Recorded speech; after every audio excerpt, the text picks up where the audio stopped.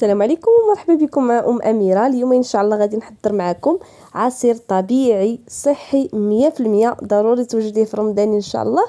كيغسل السموم وكينظف الأمعاء. صراحة هذا العصير هذا راه زوين بزاف بزاف وكينفع بزاف. التسممات كينفع، كيغسل الأمعاء صراحة. طبيعي وزوين. غنحتاج فيه خيارة، قبيطة ديال المعدنوس كيف ما كتشوفوا، حامضه كامله. غادي نختار هنايا 4 ديال الوريقات ديال الخس. غادي ناخذ هنايا الخس اللي غسلته مزيان كيف ما كتشوفوا. كاملين هاد المكونات راني غسلتهم مزيان وقطرتهم. هنايا عندي واحد القبيطه صغيره ديال الكرافس. عندي هنايا كاس ديال الحامض اللي عصرته وصفيته. كيف ما كتعرفوا الحامض والمعدنوس والخيار فيهم بزاف ديال الفوائد اللي هي زوينه، ينظفوا الجسم ديال الواحد. وضروري تجربوا هذه الوصفه في رمضان الكريم.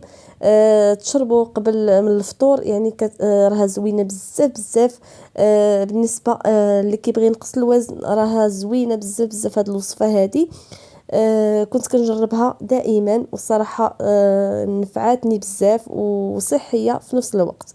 كيف ما كتشوفوا خديت هنايا الخلاط الكهربائي ودعت فيه خياره كامله بالقشره ديالها. كيف ما كتشوفوا المكونات راني غسلتهم مزيان ومن بعد قطرتهم صافي. من بعد غادي نقطع هاد المكونات كاملين في الخلاط الكهربائي كيف ما كتشوفوا بهذه الكيفيه. هذه الفيديو راه واضح والطريقه راها سهله وبسيطه، غير اللي ما بغاش يوجد هذا العصير هذا.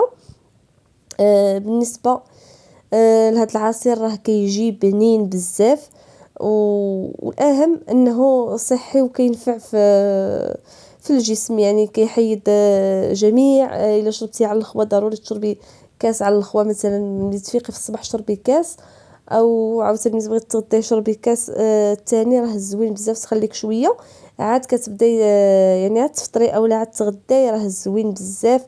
ملي تبغي تنعسي شربي شي كاس عاوتاني، راه بنين بنين بزاف وفي نفس الوقت غادي ينفعك بزاف. كيف ما كتشوفوا الحامضه اللي خديت هنايا قطعتها بالقشره ديالها. كيف ما كتشوفوا غادي نوضع دابا الماء، 8 يطرو ديال الماء في هاد المكونات اللي عطيتكم. غادي نوضع اطر ديال الماء صافي. دابا هنايا غادي نطحن المكونات كاملين مزيان، ضروري المكونات يطحنوا. بالنسبه للكاس ديال الحامض غنخليه حتى كنصفي الخليط عاد كنوضعهم فيه. كيف ما كتشوفوا هنايا غادي نطحن الخليط مزيان. بالنسبه الا بغيتو تفرقوا الخليط على جوج ديال الدفعات، انا هنايا وضعت كلشي في الخلاط الكهربائي وصافي. كنطحن المكونات مزيان، ضروري المكونات يطحنوا مزيان عاد من بعد غادي نصفيهم. كيف ما كتشوفوا كنحصل على واحد العصير اللي كيجي زوين بزاف، والاهم انه صحي وكينفع بزاف بزاف في الجسم ديال الواحد. كيخلي بنادم دائما رشيق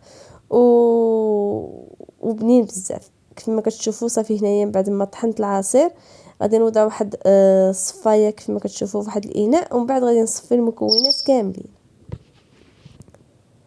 ضروري هنا تصفيو الخليط باش هكا نحيدو داك الشتب باش ما يدوش لينا في العصير، باش هكا يجينا العصير سائل 100%. كيف ما كتشوفوا من بعد ما صفيت العصير ديالنا في واحد الاناء، غادي نوضع عليه هنايا كاس ديال العصير ديال الحامض صافي. وكنبقى كنخلط مزيان مزيان داك الحامض مع الخليط. هو راه كيجي حامض شويه ولكن غادي ينفعكم بزاف. بالنسبه للناس اللي كيبغيو يديروا الريجيم هذا راه عصير احسن ما يكون. صافي هنايا غادي نوضع واحد الكاس وغادي نعمرو بهذا العصير هذا. وهنايا تقدروا تستافدوا به في الثلاجه، وكل وقت غادي تشربوا كاس ديال العصير عاد من بعد تفطروا. هذا هو الشكل النهائي ديال العصير ديالنا. كنتمنى الوصفه تكون فاتتكم واستفدتوا. بالصحه والراحه.